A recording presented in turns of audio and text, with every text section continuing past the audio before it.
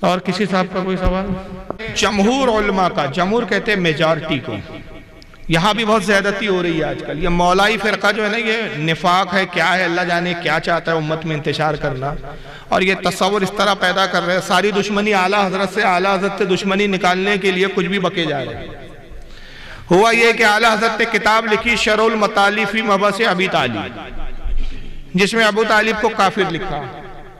مگر معاف کرنا، اعلیٰ حضرت پہلے شخص نہیں. اعلیٰ حضرت نے ایسا نہیں ہے کہ آنکھ بند تھی نیند سے اٹھے اور قلم لکھ دیا ابو طالب کافر. بھائی ابو طالب کے کفر پر جمہور علماء کا اتفاق ہے. جمہور کہتے ہیں میجارٹی کو، اس میں امام اعظم ابو حنیفہ ہے. الفقہ الاکبر میں وہ لکھتے ہیں کہ ابو طالب کفر پر مرے. امام شافعی ہے، امام احمد ابن حنبل ہے. مسند احمد میں امام احمد ابن حنبل نے ایک دو نہیں کئی حدیثیں لائی ہے ابو طالب کے کفر پر. جیسے مثال کے طور پر مسند احمد میں امام احمد ابن حنبل حدیث لاتے ہیں کہ ابو طالب کا انتقال ہوا، حضرت علی آئے، یا رسول اللہ آپ کا بڈھا کافر کفر پر مرا.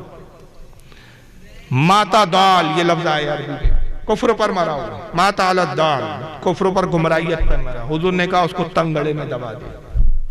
صحیح بخاری کے اندر حدیث ہے، صحیح بخاری کے اندر یہ حدیث آتی ہے کہ ابو طالب کا انتقال کا وقت قریب آیا. رسول اللہ ابو طالب کے پاس پہنچے. چچا لا الہ الا اللہ کہہ دے، میں تیرے ایمان کا ضامن ہوں.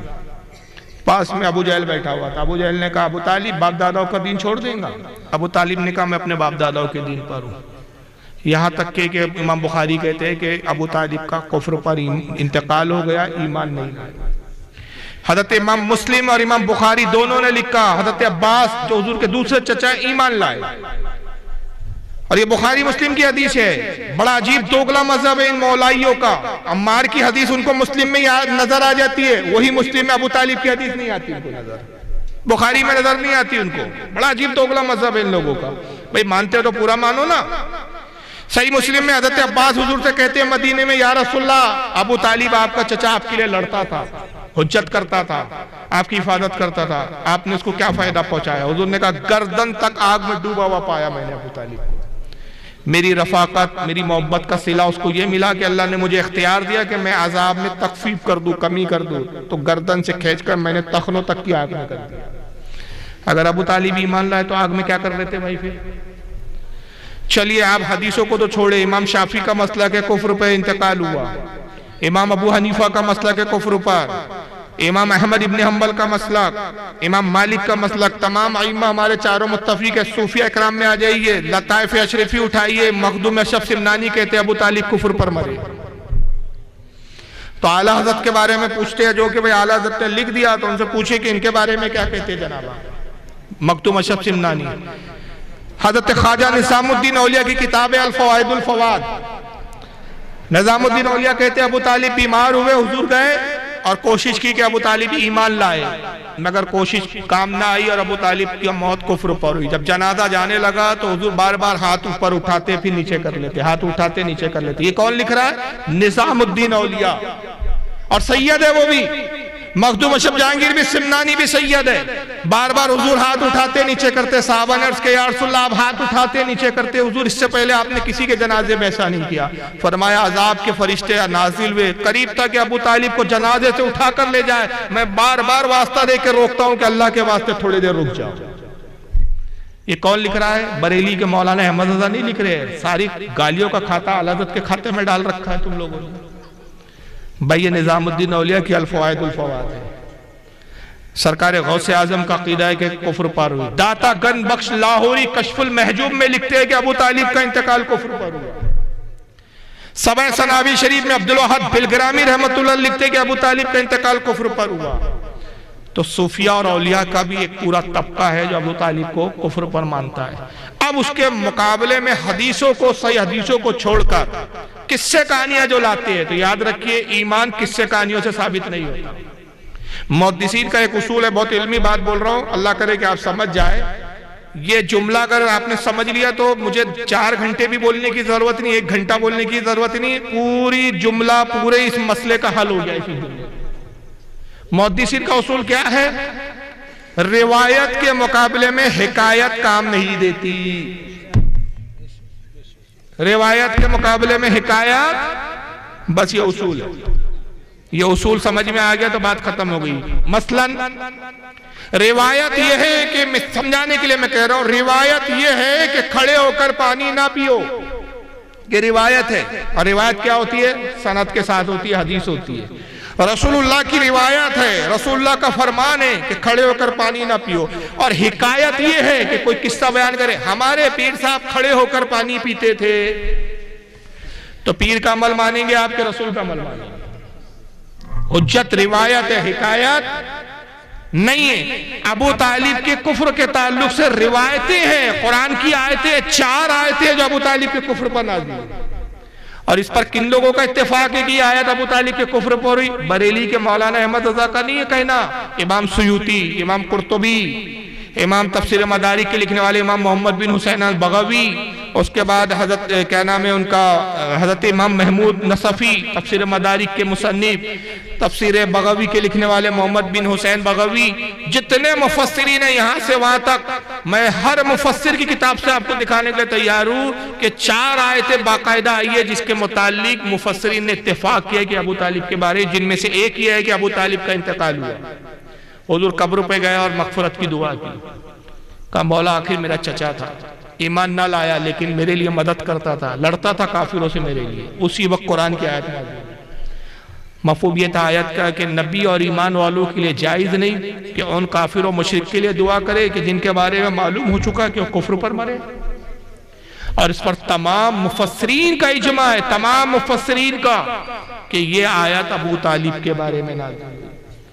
اب سارے مفسرین کو ہم چھوڑ دیں، سارے محدثین کو چھوڑ دیں، آج کے ان چھٹاک بھر کے جاہل مولائی لوگوں کو پکڑ کے چلے بھائی. یہ اب یہ ثابت کیسے کر رہے؟ حضور صلی اللہ علیہ وسلم کو پالا تو نبی ایک کافر کے گھر میں پلیں گے کیا؟ ارے بھائیا ذرا عقل کی خیرات لاؤ. موسیٰ علیہ السلام کس کے یہاں پلے؟ ابراہیم علیہ السلام کس کے یہاں پلے؟ کافر کے پلنے سے کیا ہو جاتا؟ ابو طالب نے حضور کا نکاح پڑھایا. یہ کس سے سنا رہے ایمان کے لیے؟ ارے بھائی یہ کہاں سے مسئلہ پڑھ لیا ہے کہ کافر نکاح پڑھائے تو نکاح نہیں ہوتا؟ نکاح کی جو شرط ہے وہ کیا ہے؟ 3 شرطیں نکاح کی بنیادی. نکاح پڑھانے کی کوئی شرط ہی نہیں ہے نکاح کی.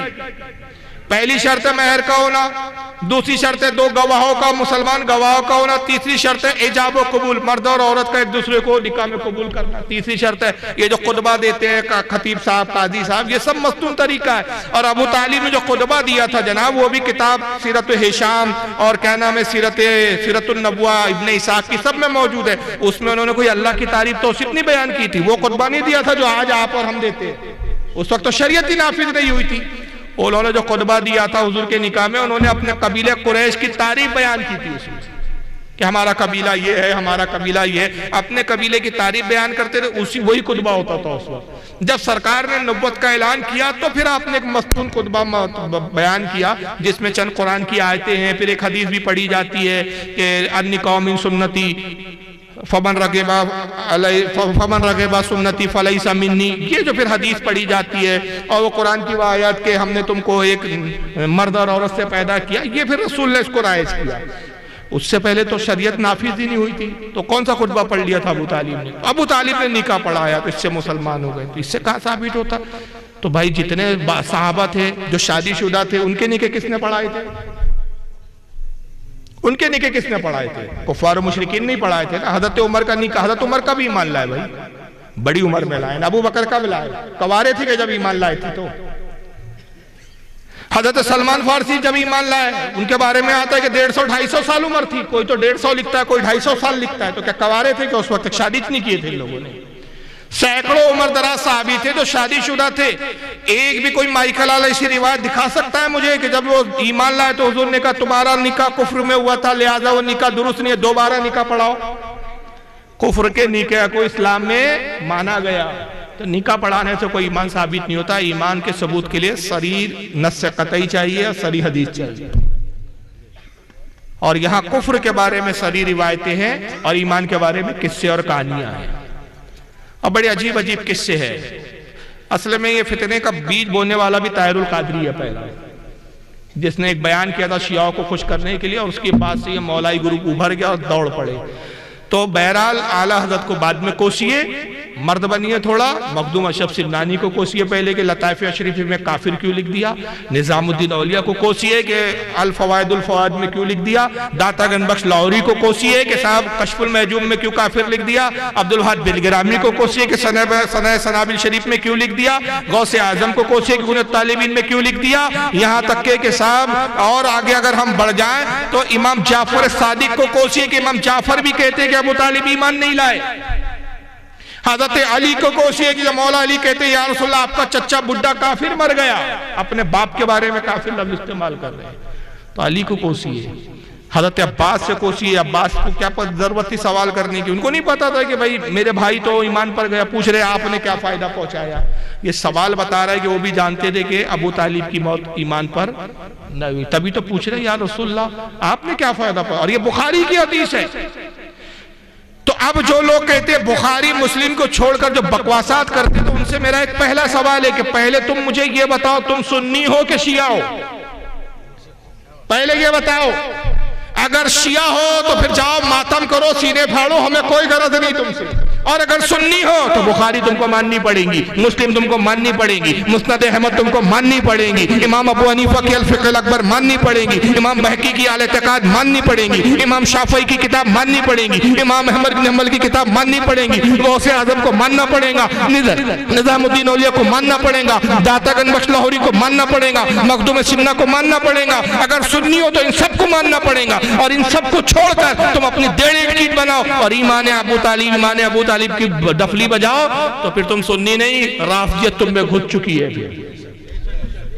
پھر تم تقیہ کر رہے ہو، کیونکہ شیعوں کیا ایک تقیہ بھی ہے، وہ کیا ہے، اپنا عقیدہ چھپاؤ، اور اس کو امام جعفر کے کھاتے میں ڈالا ہے۔ آپ نے بہت صحیح جگہ سوال کیا، اتنے جواب کہیں نہیں ملیں گے، شیعوں کی کتابوں پہ پی ایچ ڈی ہے میری، 13 سال رافضیوں کا رد کیا ہے، میرا جلسہ ہوتے تھے محرم میں، یہ جلسے کا سٹیج میرا لگتا تھا اور سامنے وہ رافضیوں کا باڑا ہے، وہاں پہ ان کا مقرر بیٹھ کے تقریر کرتا تھا، 2 گھنٹے بعد میں اس کا رد کرتا تھا۔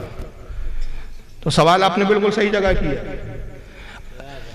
رافضیوں کی ایک معتبر کتاب ہے جس کو امام جعفر کے کھاتے میں ڈالتے ہیں، میرے پاس سب اوریجنل کتابیں موجود ہیں، من لا ید الفقی کتاب کا نام، ترجمہ ہوتا ہے یہ اس کے لیے کتاب جو فقہ نہ جانتا ہو، علم فقہ نہ جانتا ہو، جو فقی نہ ہو، اس میں معاذ اللہ تقیہ کے بارے میں امام جعفر کے کھاتے میں ڈالا۔ تقیہ سمجھئے کیا ہے، اپنا عقیدہ چھپاؤ، سنیوں کے بیچ آؤ تو کہو ہم سنی ہیں، شیعوں کے بیچ جاؤ تو کہو ہم تو رافضی ہیں، اور یہ بالکل وہی منافقت ہے جس کو قرآن نے بیان کیا کہ جب اپنے حواریوں کے پاس جائیں، جب ایمان والوں کے پاس آئیں تو کہے ہم تو تمہارے ساتھ ہیں، اور جب اپنے شیطانوں میں جائے قالوا انا معکم ہم تمہارے ساتھ ہیں، اس کو کہتے ہیں تقیہ۔ امام جعفر کے کھاتے میں ڈالا گیا، امام جعفر سے پوچھنے والے نے پوچھا کہ بتائیے حضور ایمان کے کتنے درجے ہیں، کہا 70 درجے، اور 69 درجے تقیہ کرنے میں، اپنا ایمان اپنا عقیدہ چھپانے میں۔ تو یا تو یہ رافضی ہے جو چھپ کر اپنے آپ کو سنی بتا کر ہماری قوم کو گمراہ کر رہے ہیں، اور اگر واقعی سنی ہو تو پھر تھوڑا سا مرد بنو، مردانگی پیدا کرو، اور سنی بول کر اعلان کرو ہم سنی ہیں، اعلیٰ حضرت کو بعد میں کوسو، یہ شخصیاتوں کا پہلے ذکر کرو۔ جب تم ان کو گالیاں بکو گے نا تمہارا چہرہ سمجھ میں آ جائے گا کہ تم سنی، جو مخدوم سمنا کو گالی بکے وہ سنی نہیں ہو سکتا، جو داتا گنج بخش لاہوری پہ لان تان کرے وہ سنی نہیں ہو سکتا، جو عبدالوہاب بلگرامی پہ لان تان کرے وہ سنی نہیں ہو سکتا، جو نظام الدین اولیاء پہ لان تان کرے وہ سنی نہیں ہو سکتا۔ تو تم اعلیٰ حضرت کو بخش دو، اعلیٰ حضرت کا قصور اتنا ہے صرف کہ انہوں نے جو بھی کہا، میں چیلنج سے کہہ رہا ہوں، آج اس مقصد پہ تقریر نیٹ پہ جائیں گی، اور یہ چیلنج ہے کہ اعلیٰ حضرت نے پوری زندگی جو بھی کہا کسی نہ کسی امام کے حوالے سے کہا، تنہا اپنی کوئی بات انہوں نے نہیں رکھی۔ سبحان اللہ، اللہ اکبر، یا رسول اللہ زندہ باد۔ لیکن اصل میں پرابلم کیا ہے ان مولائیوں کو، مسلک اعلیٰ حضرت ایک ایسا نعرہ ہے، ایک ایسی پہچان ہے کہ ان کو اس سے چیڑ ہے، تو جہاں مسلک اعلیٰ حضرت سے چیڑ ہے تو ان کی دال روٹیاں چلتی نہیں ہے، وہاں بریانی ملتی نہیں ہے ان کو، وہاں پر اعلیٰ حضرت کے اگر نام لو تو بریانی بھی ملتی ہے، آرام بھی ملتا ہے، گدے بھی ملتے ہیں، تکیے بھی ملتے ہیں، ورنہ پھر وہی ہے جو تیرے در سے یار پھرتے ہیں، در یوں ہی خار پھرتے ہیں۔ سبحان اللہ۔ تو اعلیٰ حضرت چونکہ چیڑا ان لوگوں کو، میں چیلنج سے کہہ رہا ہوں، جس کتاب کی بنیاد پہ اعلیٰ حضرت کو آپ گالیاں بک رہے، اس کتاب کی خاصیت کیا ہے پتہ ہے آپ کو؟ ہے تو چھوٹا سا رسالہ شرح المطالب فی مبحث علی، 360 کتابوں کی دلیل دی اعلیٰ حضرت نے اس کے اندر۔ سبحان اللہ۔ کتنی کتابوں کی؟ اور جتنی کتابوں کی دلیل دی، اکثر و بیشتر اوریجنل کتابیں میرے پاس ہیں، وہ کتاب اوریجنل لاؤ، اور میں اوریجنل کتابوں سے، وہ بھی ہارڈ کاپی PDF اپنی، وہی عبارتیں جو اعلیٰ حضرت نے نقل کی نہ دکھا دو تو تقریر کرنا چھوڑ دوں گا۔ جو بھی میرے امام نے لکھا، تحقیق کے ساتھ لکھا، سند کے ساتھ لکھا، دلیل کے ساتھ لکھا، مضبوطی کے ساتھ لکھا، کوئی مائیکل آل ایک حرف ادھر سے ادھر چینج کر کے نہیں بتا سکتا۔ یہ ہے ہمارے امام کی شان۔ جی تو بہرحال، لیکن اس کے باوجود بھی اعلیٰ حضرت کا مسلک دیکھیے، اور اسی مسلک پر ہم قائم ہیں۔ حضرت کہتے ہیں کہ ابو طالب کا کفر، اب یہ خاص بات سن لیجئے، ابو طالب کا کفر ابو جہل اور ابو لہب کی طرح ہے کہ یہ شقی اور دشمن تھے، اور ابو طالب دوست تھے، صرف ایمان نہ لائے تو ان کا نام بے ادبی کے ساتھ نہیں لیں گے، ان پہ لان تان نہیں کریں گے، اور ان کے کفر کا بھی ذکر بار بار نہیں کریں گے۔ کوئی ایمانیات میں سے نہیں ہے کہ ان کے کفر کا بس آپ بار بار ذکر کرتے رہے، لیکن جب ضرورت ہو تو یہ عقیدہ ضرور رکھیں گے بھائی ان کا خاتمہ ایمان پر نہیں ہوا، اور ان کا کفر نعوذ باللہ نہ ابو لہب کی طرح تھا نہ ابو جہل کی طرف تھا۔ اب اگر کوئی جناب ابو طالب بول دے ان کو، یا حضرت ابو طالب بول دے، تو علماء نے اتنی اجازت دی، البتہ رضی اللہ تعالیٰ عنہ علیہ السلام، یہ جو چوچلے بازی ہو رہی اس کی اجازت نہیں ہے۔ واللہ اعلم ثم رسول اللہ۔